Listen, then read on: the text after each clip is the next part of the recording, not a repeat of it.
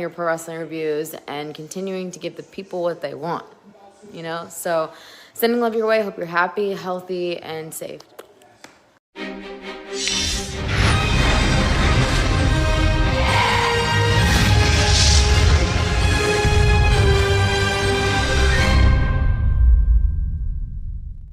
What's going on, you guys? It's the one and only Black Dahlia. I am the cutie with the booty, hottie with the body, thong wearing, chainsaw wielding scream queen, and you're watching Covalent TV.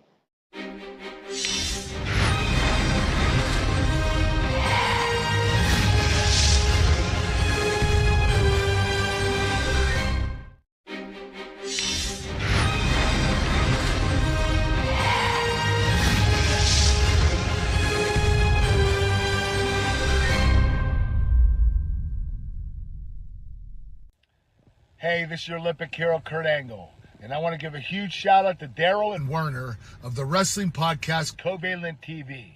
These guys work extremely hard and give an honest review. It's the second best podcast in the world, second to the Kurt Angle Show. Oh, it's true. It's damn true.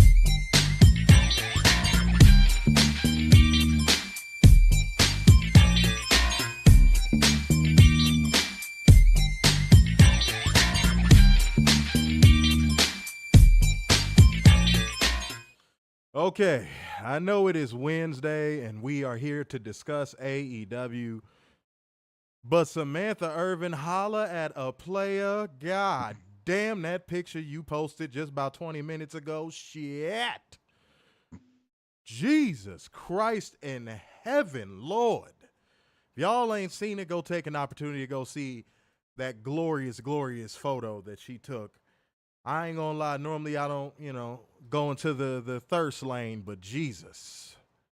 It was something about it. It was something about it. It was something about it. But enough about that.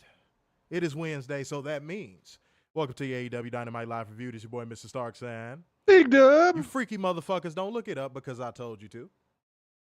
Don't do it. Don't do it. Just don't even do it. Don't even do it. Picture don't even exist. I don't even know what I'm talking about right now. It is a real picture. It's a very real picture, and it is a picture from the heavens. More women should do that, okay? Now, the only thing that confuses me about that a little bit, Ricochet, ain't y'all engaged?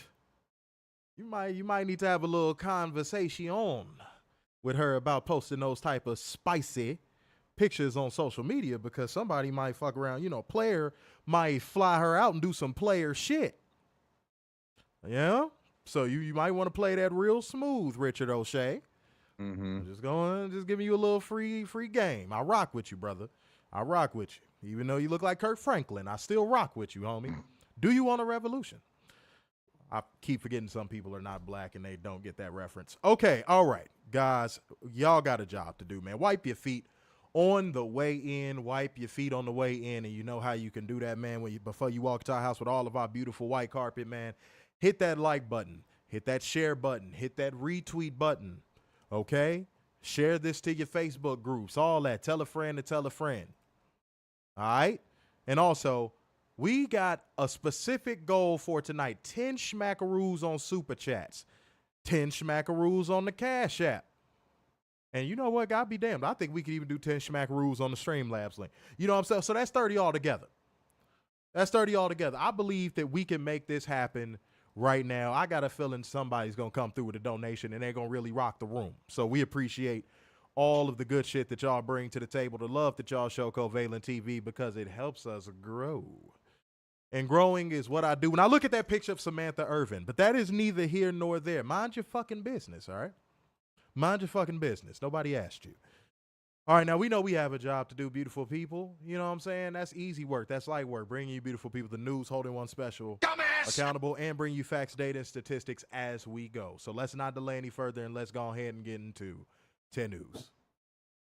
Shane McMahon had a conversation with Tony Khan, and everyone's throwing a fit. That's really about all it is to that, if I'm being honest. Yeah. Okay. Let's have a conversation, kids. Let's have a very brief conversation. Oh, tonight's one of those nights my green screen wants to be an asshole. Okay. Let's have a conversation. Let's have a quick little talk for all of the people that feels like, Shane, you belong to WWE. You leave, we'll give you 40 lashes. Okay. I'm explaining the pros and I'm explaining the cons. The con is in Cook County Jail right now, so let me just explain the pros. So, the pros of this, in my opinion, and it's just two things. They're pretty big things, but two things. The amount of renewed, because I don't believe the casual fan even exists.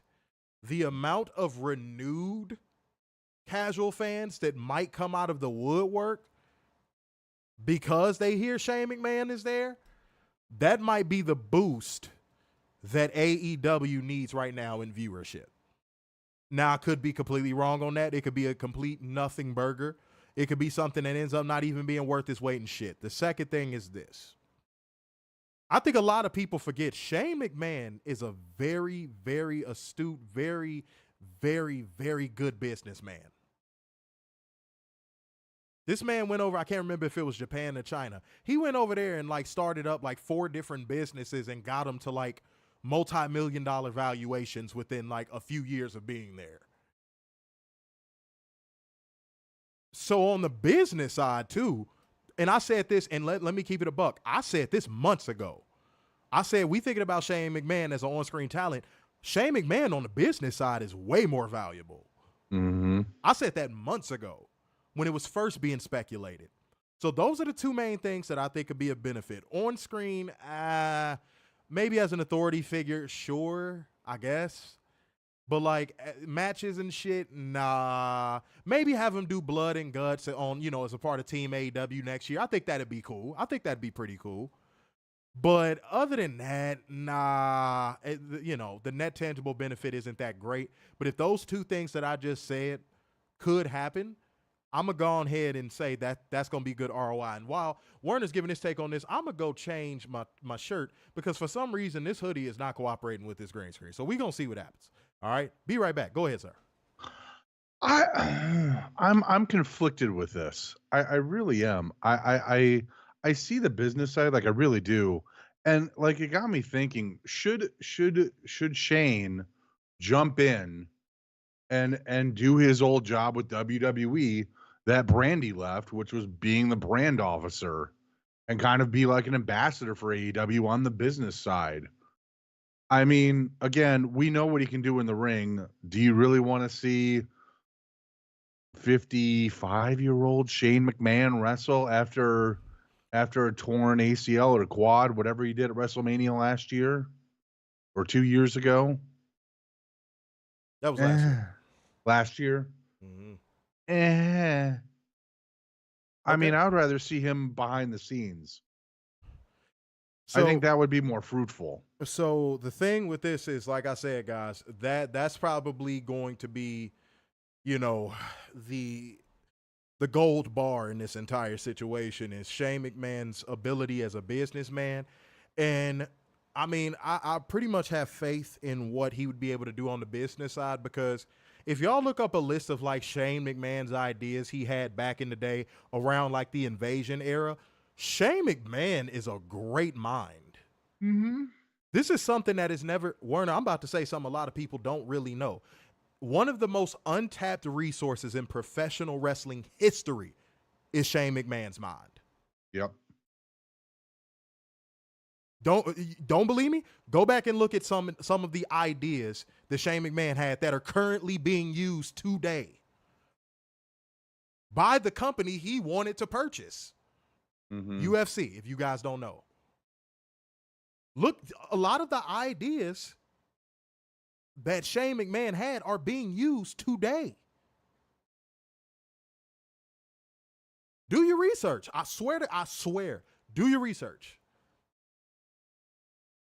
If you're going, no, that's a reach. If that's what you're saying in your head, then in which case, again, that's what Google's for. Mm-hmm. Utilize Google. And you know who was the iron fist that was just squashing any idea that Shane had? Yeah. Exactly. And also, let's not forget, Triple Nose was climbing through the ranks during that time too. So that was like Vince McMahon's son in another way. His favorite son. Yeah, and we should all know that at this point. Because look at who's actively running the WWE entity right now. See what I'm saying? Guys, we don't say anything without a rhyme or reason, because I know there's some people that might be like, oh, that's speculation. You can't say that. There's no way of knowing. That's an unfair assessment to make. It's really not, y'all. But let me know what y'all think of the story, what y'all think of it. I ain't gonna lie, that picture is funny as hell, because you could tell they clearly were like, are you taking pictures right now, bro? Yeah, right. That picture was funny as hell. I ain't gonna lie, I got a good laugh out of that picture. I wonder whoever took that picture got fired. Probably. But give further thoughts on this, you know what I'm saying, in the comment section, and you give some further thoughts on this as well, because I'm about to do something real quick. I'm not leaving the camera though, so go ahead.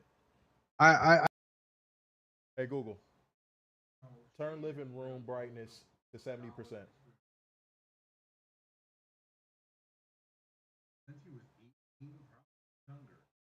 Every job in WWE. So he could effectively do every job in AEW perfectly. I mean, if Tony wanted to step down as like CEO and just work on creative, cool. Shane can handle the business side. He can deal with Warner Brothers and all that, and go from there. Since he's done a streaming service, he could probably help Honor Club and work with WB on their streaming service with AEW.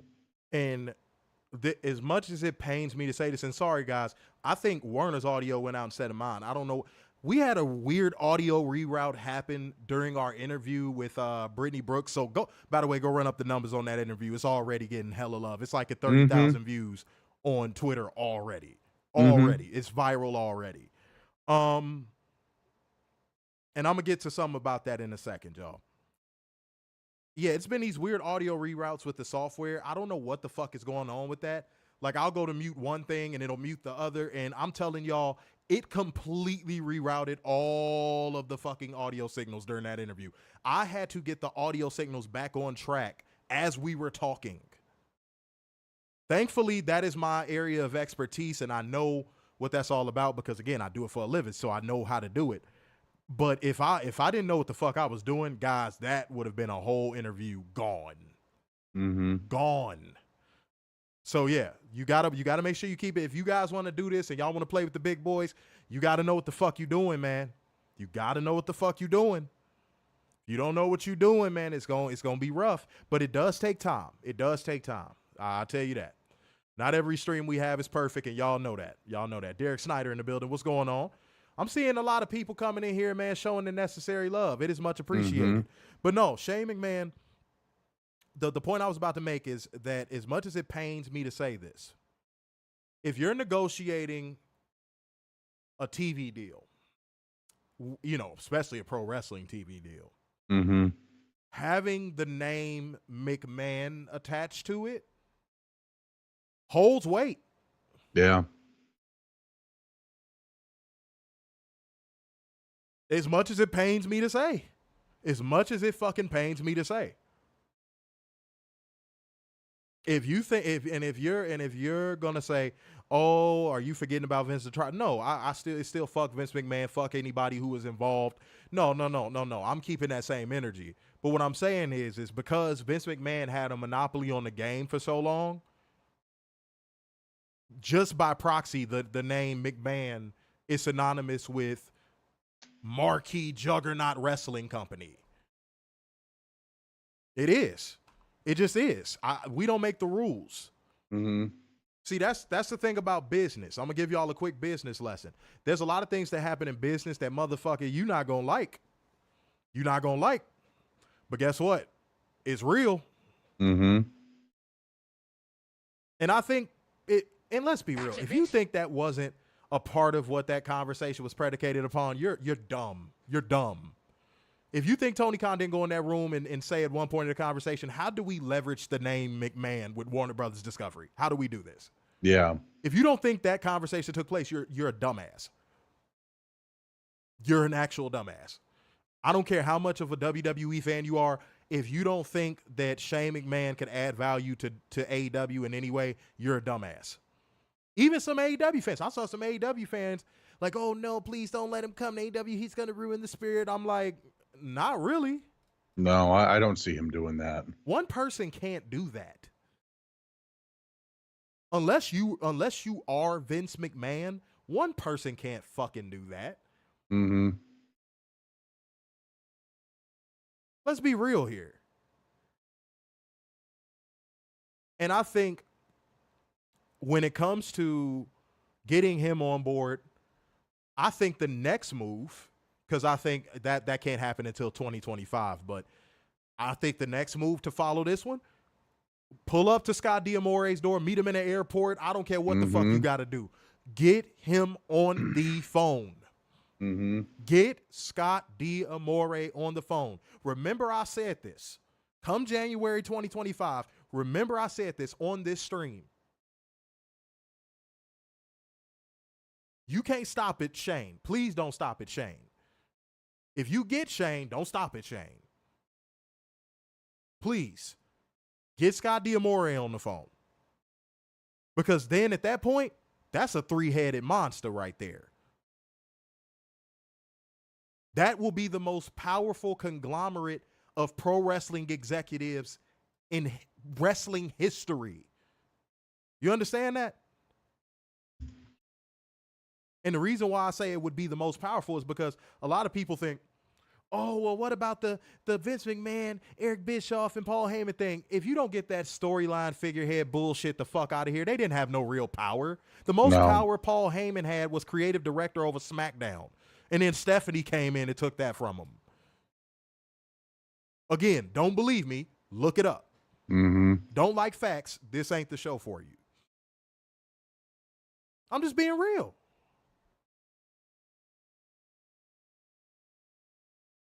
That would be the biggest three-headed monster of pro wrestling executives ever. Ever. And if they're all on the same page. Are you shitting me? Oh. Are you shitting me?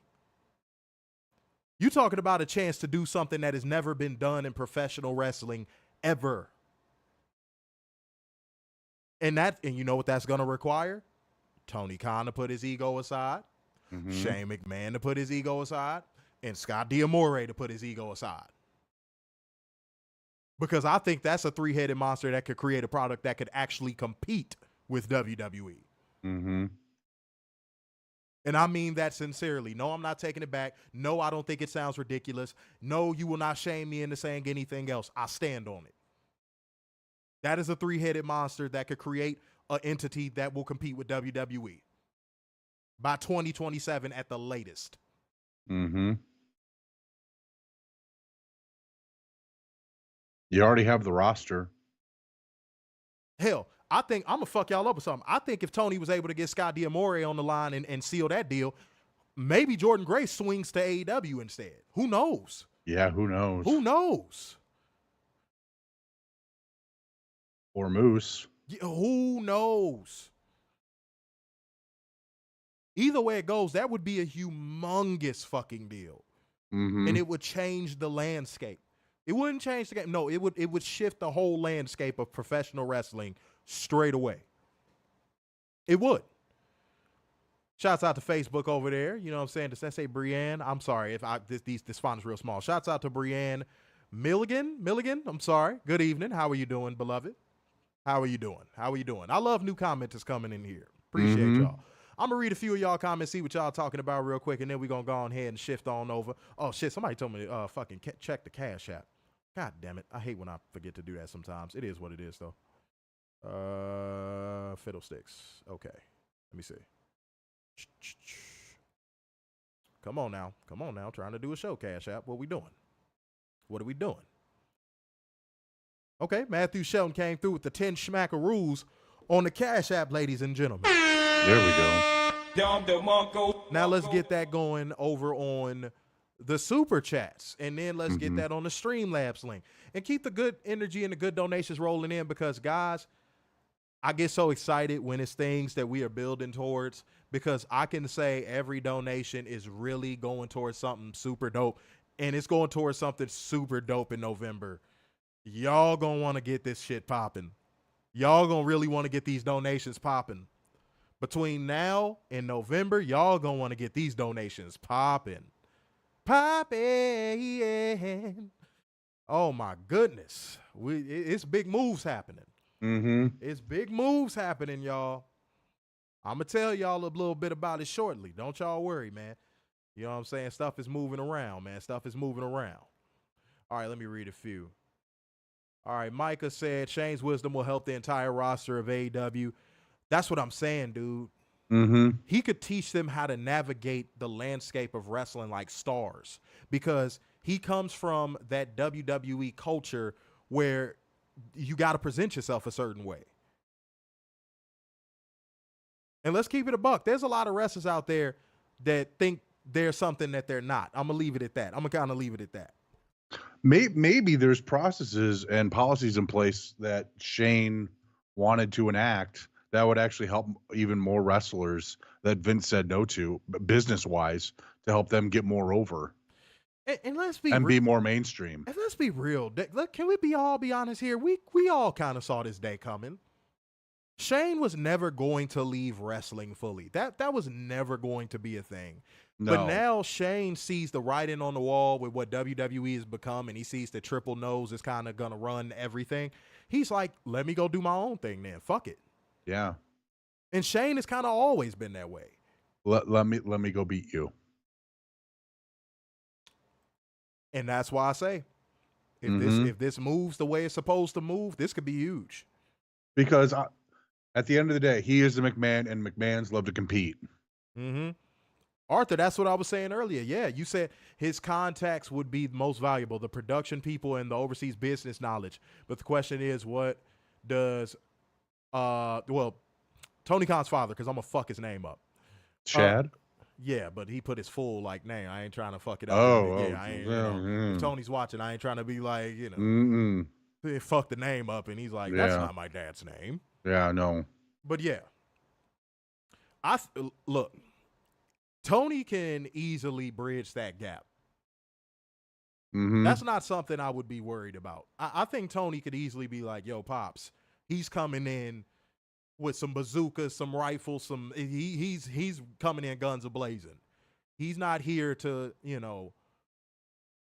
try and take my position, take my seat. He's coming here to do something big. Yep. Fernando said he wouldn't trust Shane McMahon. Why is that? Yeah, I want reasons. Mercedes was trolling when she said she took that pic. You could tell that was clearly somebody taller than Mercedes taking that picture. Yeah. You know what I'm saying? You know what my first thought was with the pic when I saw the pic was, oh, that had to be Will Washington. And then I'm like, but it's Wrestle Talk. He wouldn't leak to Wrestle Talk. He'd only leak to Fightful. Let me tell you something. It is always, in this scenario, somebody who knows they can't be fucking fired. Because there's no way you're taking that picture if you think you could be fired. Yeah, right? There's no way. So I think that kind of narrows it down a little bit. Like, who's a person that's just like ironclad bulletproof in AEW brass right now? QT Marshall, Will Washington. I'm trying to think of a few people.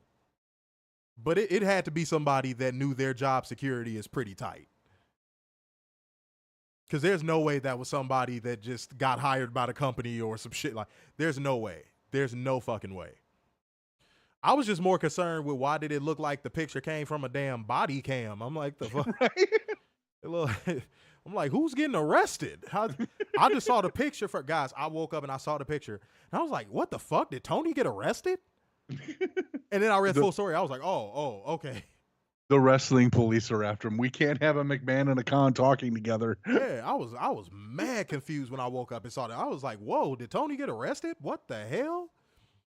Yeah, I was finna say, I don't know what it's for, but it's for pushing Orange Cassidy too fucking much. How about that? Yeah. Matthew Schultz says, Shane has never really been a McMahon, always keeps 3 feet distance between him. That's what and you know what's so funny? That's what I kind of opened with, is that Shane has always wanted to do his own thing, and Vince has just not allowed him to. Mm-hmm. It's just, he's just never allowed Shane to truly grow into what it means to be a professional wrestling businessman. Mm-hmm. He went and let him go be a businessman, you know, overseas and shit. He didn't care about that. He didn't give a damn about that. But he never let Shane truly take the reins with WWE with anything. And I think that's probably why him and Triple H got some every time you see him and Triple H next to each other, it's just, oh, you can feel the tension through the screen. And Steph. Yeah. You could feel it. You can feel it. So no, I don't trust Shane McMahon thing. I can't get jiggy with that. Because people who don't, you know, people who know the real history and just don't go by revisionist history, you know that Shane was always the outcast. Mm-hmm. See, I feel like Shane's more like his mom and Steph is more like Vince. So Shane is the cavalier out of all of them. I've noticed that. Mm-hmm. I've noticed that. And I think Vince doesn't like that because Vince is a tyrant. Tyrants and cavaliers, I learned this in psychology. Don't ask me why I'm bringing this up. But tyrants and cavaliers tend to clash. Because while they have the same purpose, the means that they use to get to them and the things that they enact upon people to get that power are two separate things. Like, look at how Vince enforced his power. That's all I got to say. I don't need to go into details. Look at how Vince enforced his power. Vince is getting investigated by the feds right now for how he enforced his power.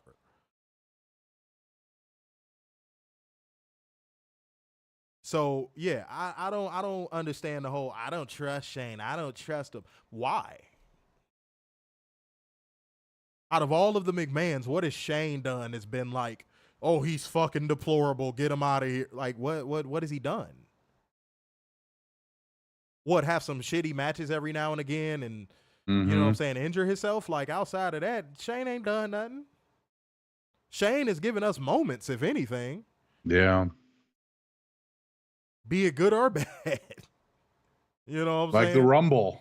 Hey, he ain't done nothing.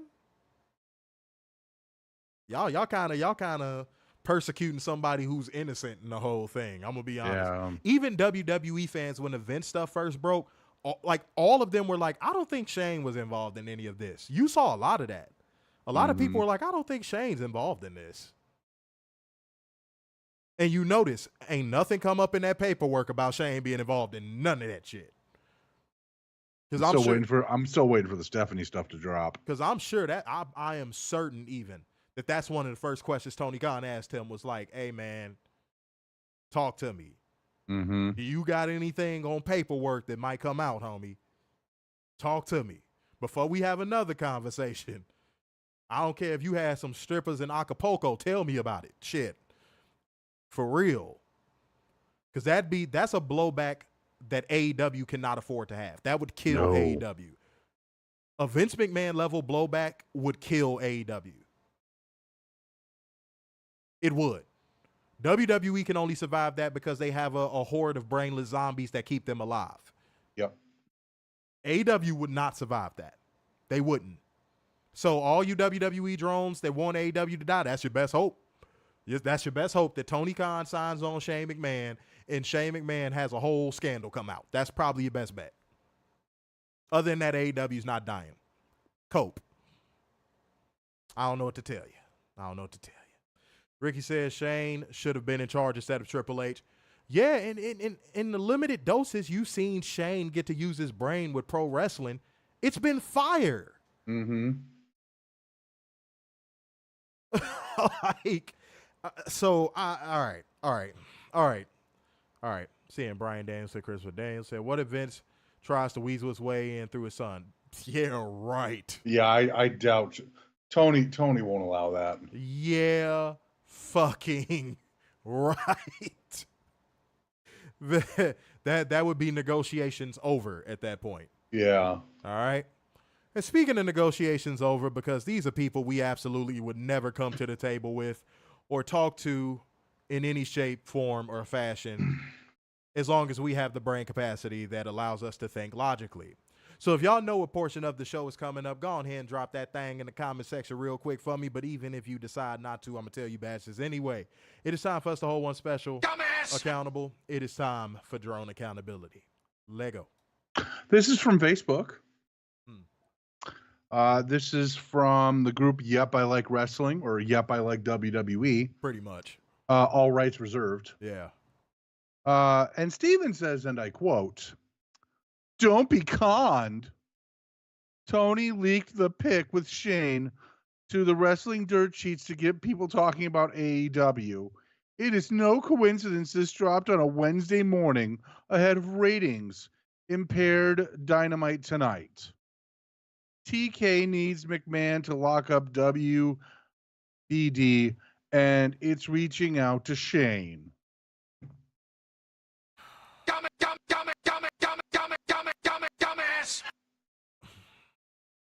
You know why that one really bugs me?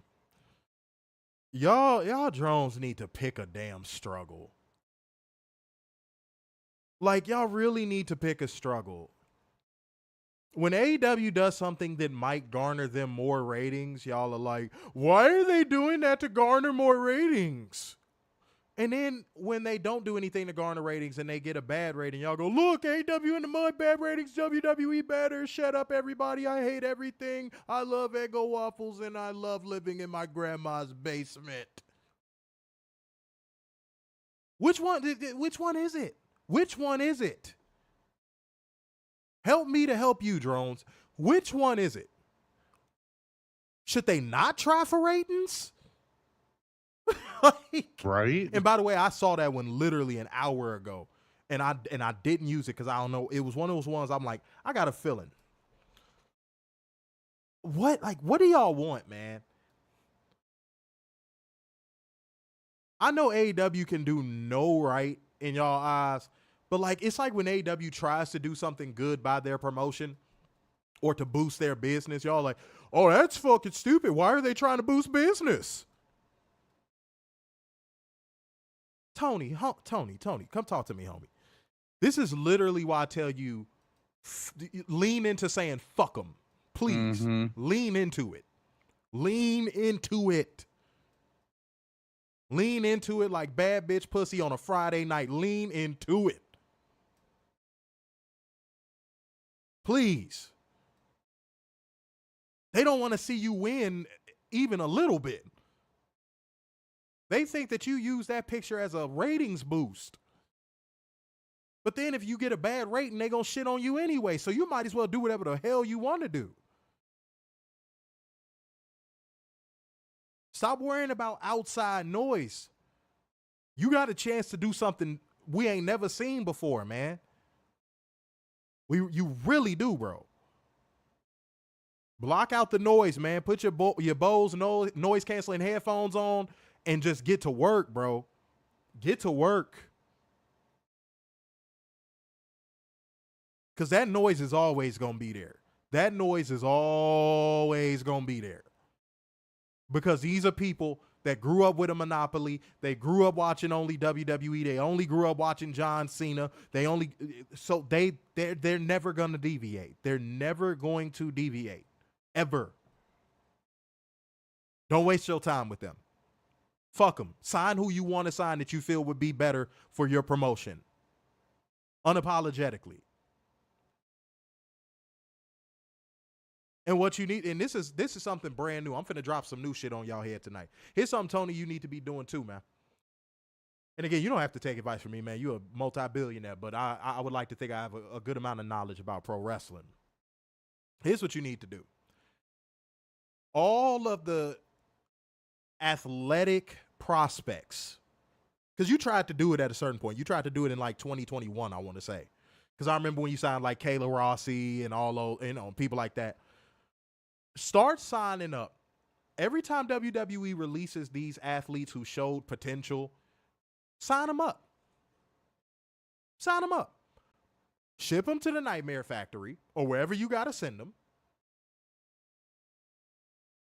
And start putting them on Rampage. Make Rampage a show where you develop prospects. Mm-hmm. Start capitalizing on the clout that these athletes have coming out of college. WWE dropped the ball on the, I'm going to say, I don't know how to say their last name properly. It's Cavender, the twins. Oh, yeah. Damn it. Yeah. Pick them up. Why have you not picked them up yet? Pick them up, put them in your system, give them the freedom that WWE won't let them have. Let them still play ball. I'm dead ass. Let them go to the WNBA.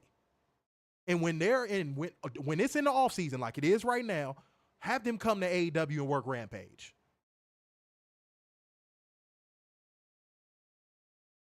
All this free clout out there you could be picking up and you're not picking it up. Because that's what WWE's doing. Now, unfortunately, they're training these wrestlers to the hard cam style, and most of them are trash. Yeah. But come on, man. And you want to know the other promotion that did this? And unfortunately, this is the star pupil of it. But you want to know another promotion that did this? For anybody who's old enough to remember, y'all should know what I'm finna say. WCW. They did it with the Power Plan. Now, unfortunately, the shining pupil of the Power Plan is Goldberg. Unfortunately. Unfortunately. But one thing you can't take away from Bill Goldberg is that man did numbers. Should he have been trained more? Absolutely. And I think Tony Khan would make sure the precautions are taken to where they are trained more. But start grabbing these motherfucking 4-star, 5-star athletes and getting them under the wing. WWE is finna try out Evander Holyfield's son during SummerSlam weekend. Why are you not doing that? That you want to know why I know that's clout? Because how do I even know about that? That's a headline you could have got. You know that, right?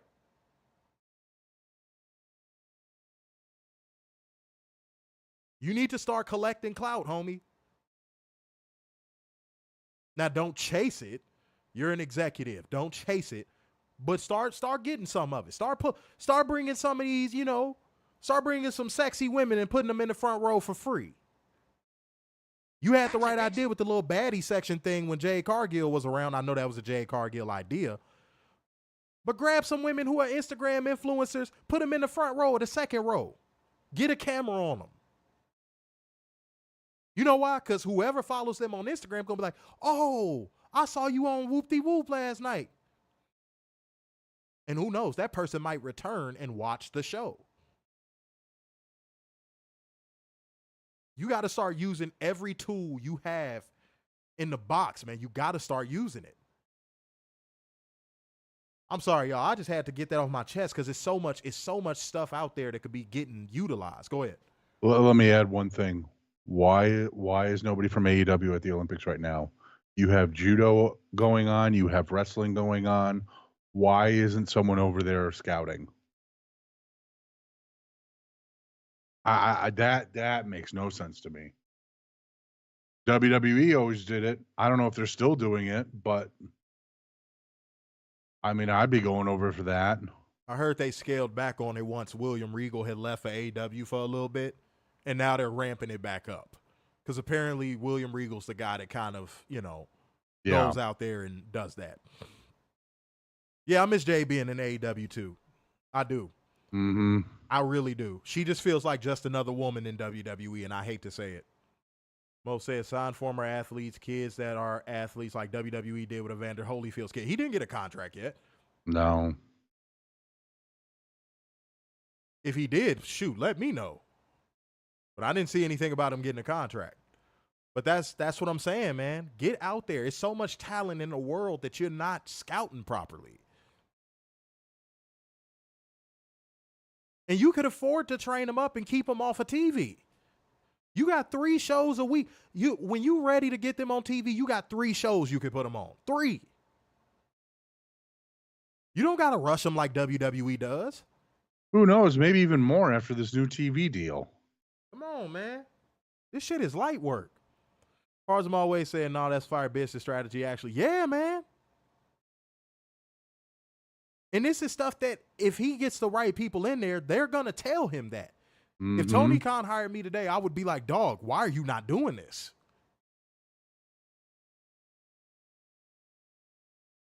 Seriously. No stone should be unturned right now. Like, dude, you're a part owner of the Jaguars, homie. If you don't go get 2 fucking athlete scouts from your team and send them out, what are you doing? This is just light work. I swear. Everything I'm saying is light work. This is something that he could do like that. But now it's time for me to hold one special accountable. Now, guys, and by the way, like gang, comment gang, share gang, and donation gang, hit the Cash App, hit the Streamlabs link, hit the Super Chats. It is all important, guys. I'm so excited for what we got coming up in November. It is so important. Come on, y'all. But the doozy train continues, but this one pulls up to Randomville Station in what the fuck USA. So they got the right name, I'll tell you that. And I'm gonna give them a little bit of free clout because I'm actually gonna clown them real quick. Wrestle Lame Ia. Oh context God! Tweet, by the way, context tweet. This ain't even a twofer. This is the funny part. Say they asked, do you think the Bloodline will become tag team champions on SmackDown? And they have the picture of, Tama Tonga and Jacob Fatu holding up the tag belts. To which screen name Legit TCW just simply said this: Rhea Ripley is trans. Dumbass.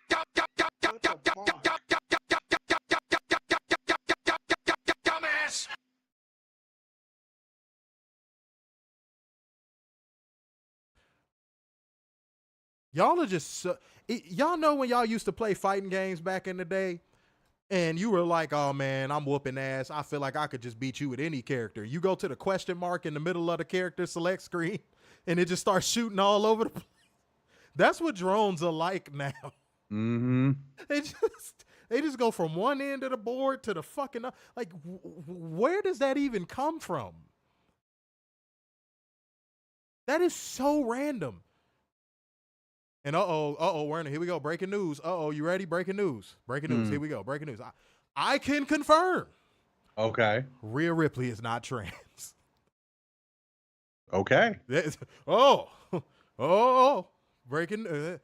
Don't be said. Don't be smug. Hold on, fucking bitch ass Nat. Get the fuck out of here. But yeah, I can confirm. The indubitably finger. Y'all see the indubitably finger? I can confirm. That Rhea Ripley is not trans. Okay. Hold on. God damn it. I'm gonna get your bitch. Homie, I'm gonna get your bitch ass. You might as well just go ahead and consider this done. I hate when gnats get in. I ain't even got no food in my trash can. I don't even know what's going on. Okay. But there you go. Hold on. Got your bitch ass. Oh wait, no, he got away. Okay, fuck it. Okay, ladies and gentlemen. But yes, I can confirm. It is what it is. Yes, said Rhea Ripley is all woman. Yes. Mm-hmm. Yes. Very much so. Bruh. Oh my God. Oh God. Oh God. Life is I mean, good. honestly, her mannerisms are nowhere near manly. Not even. Yeah, no. Like, and then to blow y'all mind with something, if y'all ever see Rhea Ripley without makeup in person, she's so fucking gorgeous. she's so fucking gorgeous. Like, never mind. Y'all, the internet exists. Y'all can look this shit up, okay? Said, bruh, who's that brand there? Man, look, we find these just on a whim. Yep. We don't really even gotta just go out of our way to look for them. They just come to us at this point. Okay? All we got to do is open up Facebook or Twitter. It's really just that simple. It's really just that simple. I'm not gonna lie to y'all, man. Straight up. I agree. She is one of those women that don't need makeup. I agree with that 100%. Yeah. I agree with that 100%. I do. Certain women, it enhances their looks. Other women, they need it. And then there's women that just don't need it at all. Mm-hmm. She just doesn't need it at all. She could just put on some lip gloss and be cool. Like, for real. So, to each his own, though. To each his own. All right, y'all. It's time to light the fuse. Bring the boom. Dynamite. Let's get into it, man. Oh, boy. Jesus. No. God damn it. Blow my phone up. The show opens with MJF making his entrance and getting on the mic. Y'all, same old blah, blah, blah. This town's full of slobs. Insert fucking controversial quip here. Like, MJF's promos at this point, you could just write it down 1 week, and I promise if you compare what you wrote down 1 week to the next 4 times you hear him talk, it will match your notes every single time. Yeah. If you wrote down the format of an MJF promo 1 week and came back 4 weeks later after hearing 3 different promos, you'd be like, wow, he cuts the same fucking promo. Get your bitch ass off that motherfucker. Stupid gnat. Fucking yeah. Oh, God. I'm so... Dude, look. Sometimes the one-trick pony thing works if the trick is really, really, really, like, really good. This Not ain't here. it, bro. Yeah, this ain't it. This ain't it, man. Even the Undertaker switched his gimmick up at one point. Yep. It was terrible, but at least he did it. Dude, do something different. It's like you don't trust yourself to be anything other than what you are. Ooh, that was a bar. That was a bar. I'm going to say that again. It is like you don't trust yourself to be anything else but what you are. It's like you don't even have confidence in you. And it's starting to come off on the microphone, dude. Complacency leads to predictability. And predictability leads to boredom. Yep. It's the same, bro. Y'all, it's the same shit. Week in, week out. And I'm going to be honest. I was the guy for the first, I'd say 2.5 years, 3 maybe, of AEW. I was giving MJF a pass. I didn't. I stopped giving him a pass 2023. I couldn't. Like 2023, I was like, nah, I'm done. I cannot keep giving this dude a pass. And when I say giving him a pass, I mean like, when he would cut a promo against somebody who was a good promo guy, it seems like he would go out of his way to step his promo game up a little bit. But then once he got into a feud with like somebody else on the roster, it went right back to the same old shit. Now he's just cutting the same old promo no matter who he's feuding with. Dude, you're feuding with Will Ospreay and you're cutting the same promo. You're not feuding with like Brandon Cutler or no shit like that. You're feuding with Will Ospreay and you're cutting the same fucking promo week in, week out. Same format, same delivery. It's boring. And you could do all the goddamn novelty switch ups you want, because this is some shit I hate. You could do all these fucking novelty nothing burger switch ups like making the American title, changing your Tron to red, white, and blue. That's not a fucking change. No.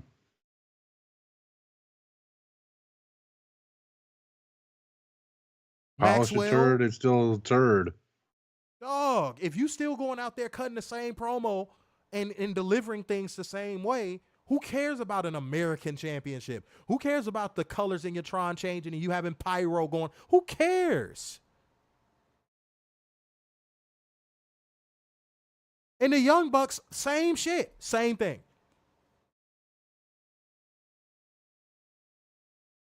Same thing.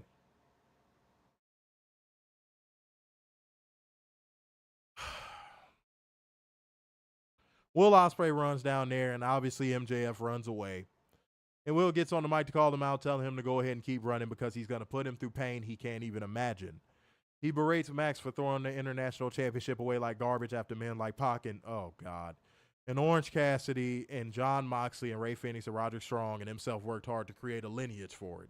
Can you please take Orange Cassidy out of there, dude? For the love of God.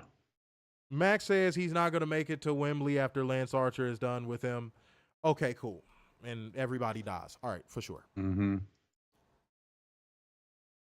Lance Archer hit the best choke slam I've seen in quite some time.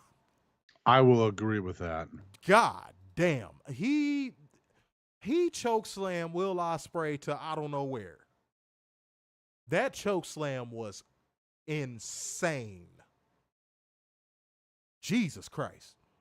But they went for the kind of David and Goliath dynamic with this match, which I didn't know how to feel about that. I get it. Lance Archer is like 6'8". I get that.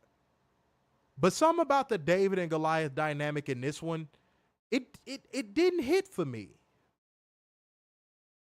It didn't hit for me. Will Ospreay selling is phenomenal. I think that's what kind of made this passable. Will Ospreay selling is top tier. But I just didn't like that they went for the David and Goliath dynamic here. I would have rather gone for the speed kills dynamic in this matchup. Right. Like Lance Archer trying to catch him the whole match and he just cannot get his hands on him. And whenever he did get his hands on him, he just destroys him. That I would have been fine with. But like the David and Goliath thing, making it seem like Will Ospreay is like 5'6" or something, like Lance Archer was in there with Leo Rush or some shit. I ain't like that. Other than that, I thought it was an all right match. Will Ospreay won by pinfall with a hidden blade. In post-match, MJF returns for mounted punches in the brainbuster to lay him out, putting the Dynamite diamond ring on, but Kyle Fletcher makes the save. MJF demands a microphone on stage as Don Callis slides into the ring to give Kyle a mic. Fletcher says he knows Don said no more getting involved since Ospreay left the Don Callis family, but Will is his best friend and his brother. And he's lying in a heap because of that narcissistic, self-centered asshole, and he's not going to sit back and let him do it. He tells MJF that he's karma coming to bite him in the ass. Pause. And he heard every single word last week, but he knows Max doesn't give a damn about America, just what's best for himself. Secondly, he heard what he had to say about foreign wrestlers, but he might have been born in Australia, but he dreamt as a child of moving to the U.S. because this is where the best wrestle. This country has given him his dream girl, his dream car, his dream life, and he's forever grateful for that. And he speaks for all of Australia, the UK, and everyone in the arena when he says he's sick of Max's bull crap. And MJF starts stripping and doing a you want it routine before telling him no in just uneventful fashion. And he tells Kyle they'll have a match on this time at next week's Dynamite, and he's going to kangaroo kick his goddamn face off and then make sure he suffers the same fate that dirtbag Daniel Garcia did, and he's going to break his neck and leave him in a pool of his own damn blood with only Will Ospreay to blame. MJF, trash. Dude, you could copy and paste your promos from your last 3 feuds into this one. Mm-hmm. And I'm sorry, Catherine might not like what I'm finna say, but I'm gonna say it. That crowd, dud-horrific. Yeah. Tonight's Dynamite crowd was boo-boo on a stick. Boo-boo on a damn stick. Not Yogi, motherfucker. Boo-boo. Boo-boo on a damn stick. And as me and Werner always say on this show, as we say until the fucking cows come home, because y'all seem to think that we be lying, and y'all seem to think that we just be making shit up and we be doing conspiracies. This felt like a WWE crowd that was waiting for Jey Uso to come out the whole show. It did not seem like that crowd was there for AEW Dynamite. No. They wanted to yeet all night. And you want to know how I know that this was a WWE infiltrator crowd? Y'all want to know how I know that crowd was full of Fed Walkers? When Will Ospreay said Orange Cassidy, what did that crowd do, Werner? Pop.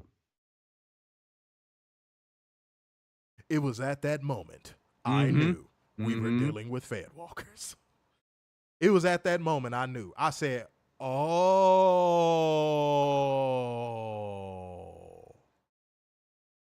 I see. I figured it out real quick. Boy, I figured that shit out so fast, y'all.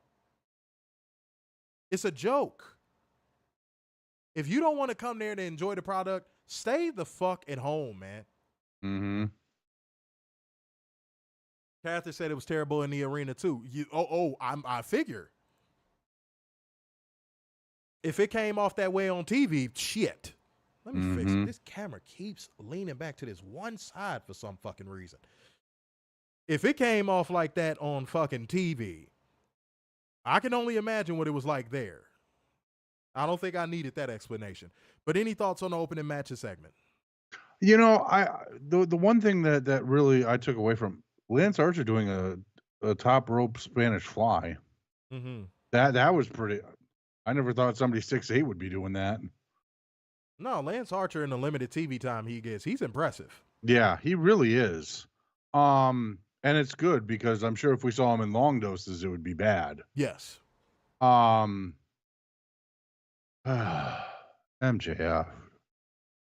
Just pack it up. Like, I mean, I said this last week.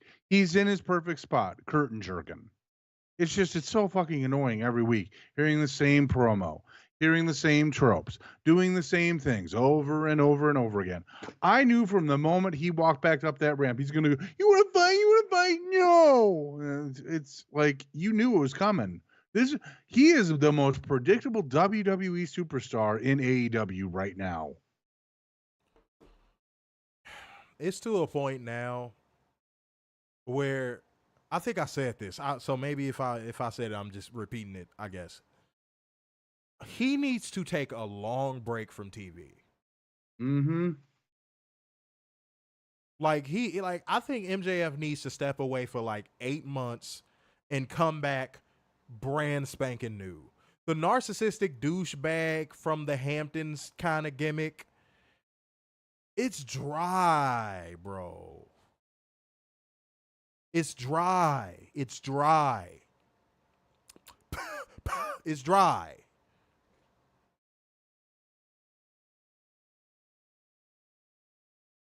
Maybe you should go get that surgery on his torn labrum.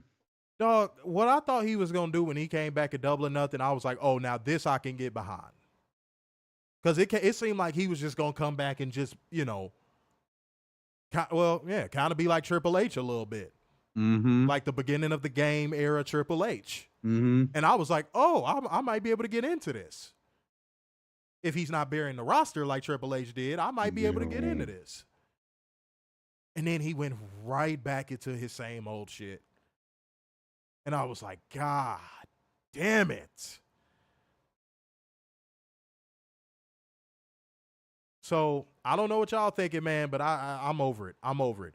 And by the way, like gang, comment gang, share gang, donation gang, hit the Cash App, Streamlabs link, all that good stuff. Show your support. Show your love for Covalent TV. We got something dope coming up in November. Y'all going to want to look out for, man.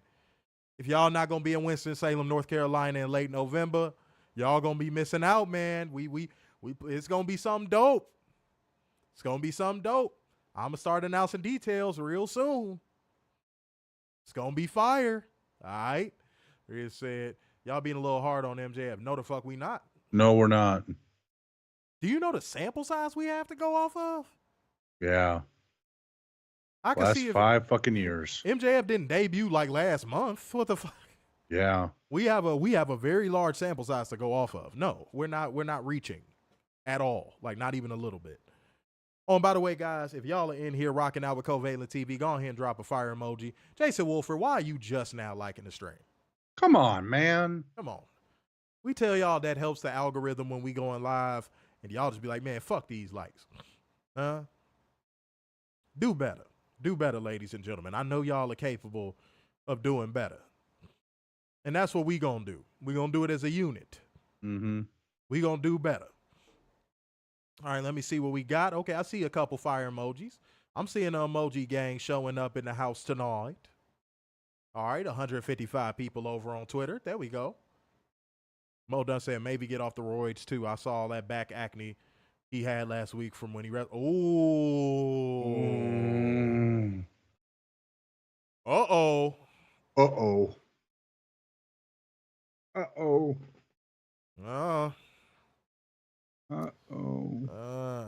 Sound like his policy doesn't consist of wellness. Mm-hmm. Uh-oh.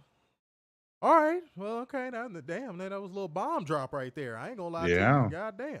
Okay. Yeah. Bang, bang, I don't know bang, what else to say now. Bang, He just stole all the stream right there. Back knee can steal the air out of a room. Mm-hmm. No, but we get a video package looking at Swerve Strickland's AEW World Championship reign thus far, and we go to break. Back for commercial. Oh, God.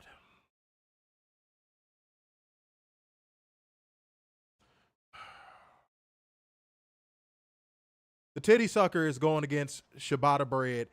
Jericho, get the fuck off of TV. You have a broken finger. Just go away. It's not that hard. We're going to be okay without you. No, man, we moving on. I can't do that. Chris Statlander going against Willow Nightingale. Willow. She's so fucking adorable. Willow, why are you so cute? Damn it. And when I heard this crowd not give Willow a pop, I said, oh, this crowd is doo-doo. Yeah. Crapola 2.0. Ultra Dookie edition. Oh, man. Okay.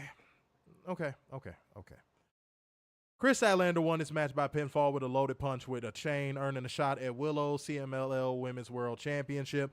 I thought this was an okay match. The crowd not getting into it kind of took away from it, but I'm going to give credit where credit is due because I gave her a lot of shit in the past. Chris Statlander did a good job in this match. I think she really went out there and killed it tonight. And this heel turn so far has been working for her, but they got to ramp it up a little more. I want to see this feud go to that second gear. It feels like we're at that point where this feud needs to start hitting that second gear. Okay? And the feud is 2-2 now, if I'm not mistaken. So it should start hitting that second gear. Yeah. We'll see. In post-match, Chris wallops Willow with the chair. Say that 4 times fast. And she does it a few times for good measure. Security hits the ring, and Chris Statlander takes them out too. But Stokely stops her from attacking one of them while he's down on the mat. And she also helps him get out of the ring because he's not a big boy. No. All right, now, any thoughts on this match? Go ahead. You know, I liked the match. It was an okay match, but I really was like, all right, where's the second gear? Where's the second gear? Let's pick up the pace. Come on. We can do it. Let's go. This entire match, like, I was just waiting. It never happened. Let's not drop the ball on this feud. This is a really good feud. And hopefully next week or whenever the heck they're having this title match, it gets ramped up in a big way. And because they're both young, you could easily make this a long-term blood feud. Mm-hmm. Easily. But it has to hit that second gear. If it doesn't hit that second gear, it's a waste. It's a waste. Okay? Rhea said Jericho needs to be off TV more than MJF does. Yeah, but they both need to be off TV. Yeah. Until MJF, if I'm Tony Khan, I go, don't come back until you got a new gimmick. Mm-hmm. Don't come back until you got a new gimmick. No, it cannot be a variation of Ric Flair. No, it cannot be a variation of Triple H. No, it cannot. No, something brand new. Straight up. Because he is just so complacent.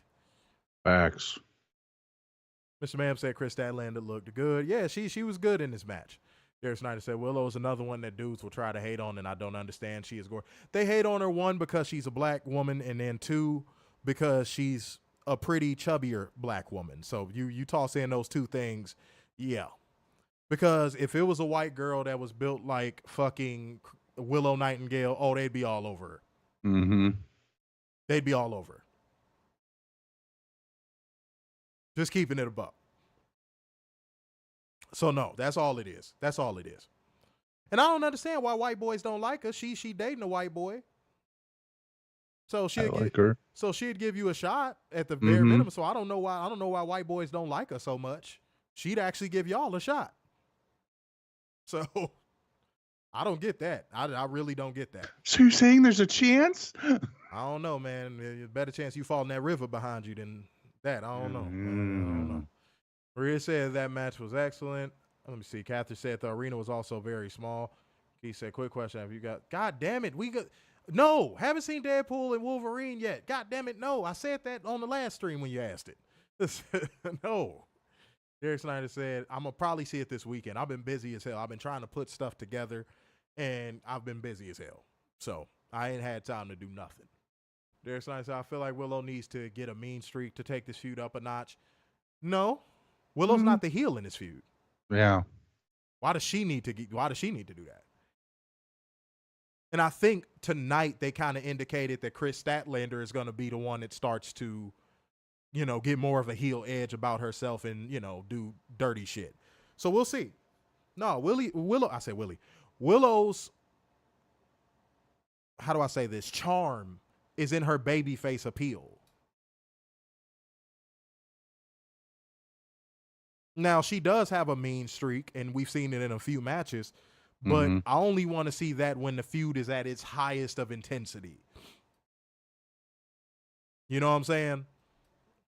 Said a bird's nest on the ego. Please help me understand. Wait, what happened? Oh, I don't know what's going on. All right, well, shouts out to you for the super chat. I don't know what that means. Yeah. You're talking in cryptic promos. You sound like Karrion Kross in that fucking super chat. If the cat is in the cradle with the silver spoon. Like, what are we talking about? Will you hear the tree fall? What the hell? We are the final testament. I read the Bible and it had the New Testament, but I'd rather be the final. Fernando said, if AEW can find a way to sign away Nikita Lyons, it's the sex appeal division. The division badly needs. Wait, whoa, whoa. Are we implying the AEW women's division has no sex appeal? Whoa. Wait a goddamn minute. Hold up. Time out. Whoa. Offsides clipping. 3 seconds in the key. What? 15-yard penalty. What? Now, don't get me wrong. She would enhance it for sure. For sure.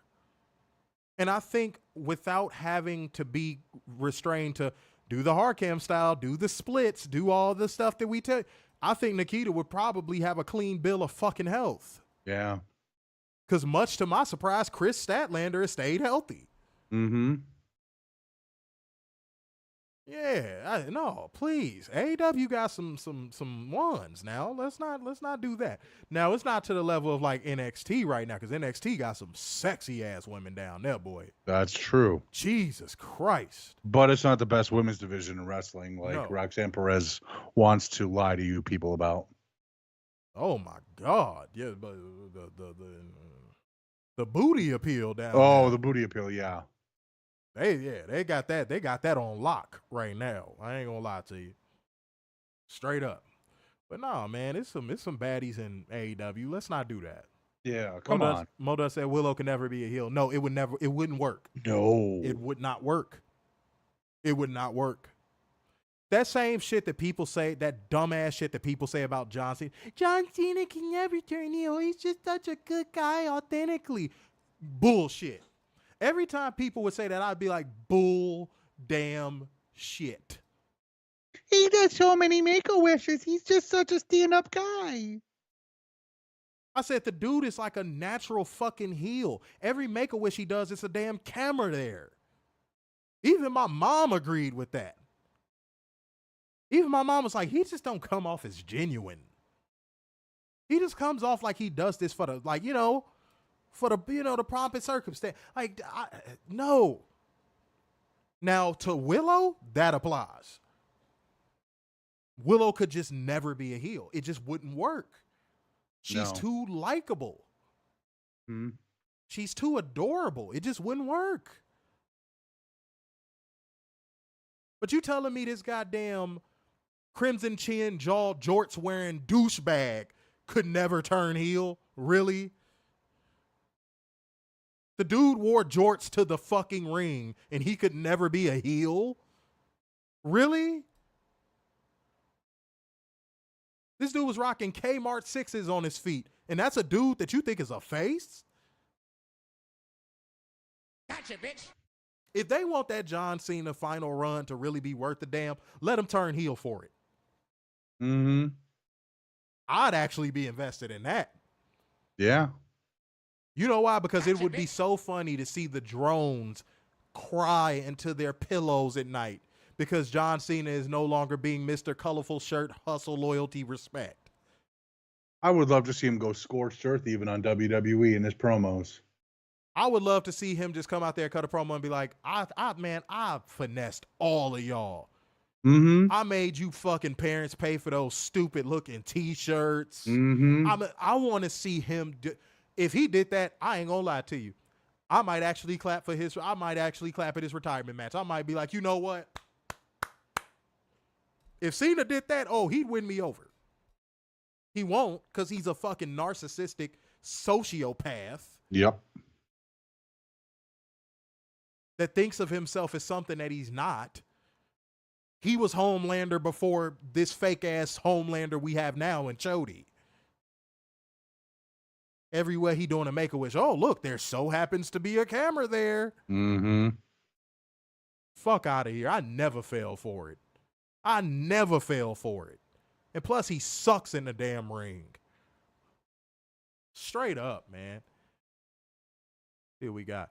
Moda says Sky Booty, Anna Booty, Kira Booty, yes, Willow, Chris, Mercedes, Red Velvet, she got weed smoker gums. I don't know. I can't find a woman attractive that got Whoopi Goldberg gums. I can't. She doesn't have the booty yet. And she just don't. She built like a fucking, I don't know. She not, no.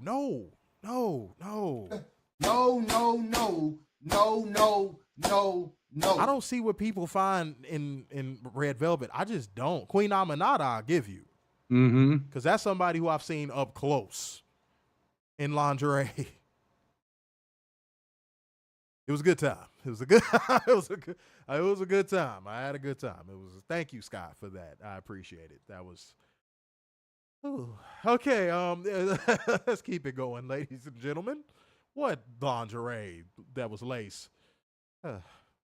Eric Snyder said Cena gave Homelander vibes. Yes. Rhea said HBK was a better heel. I was disappointed when he went face again after the Hogan match. Said he could be the final boss. Said that was stupid. Yeah, no. Bam said Jamie Hayter. Yeah, Jamie Hayter. There you go. Yeah, I hate my gums because they black. Oh, man, that's funny as hell. Catherine said Harley Cameron. Ty Booty. I'm like, goddamn, you dirty bitch. You dirty forget about bitch. Ty You Booty. dirty She's bitch. going to come By back the way, eventually. I can also confirm she is indeed a woman. She is definitely a woman. That is a woman. Okay. All right. It really is a woman. Yeah, these days, boy, Jesus Christ, man. You might walk up on a chick you think is bad, and she might turn around and say her name is Jamal. You don't know what the fuck is going on. I identify as she, her. Man, Jesus Christ. You walk up to a bitch, she be like, I'm Arnold. What? No, get your ass out of here. You swinging a 9-iron trying to holler. Get the fuck out of here.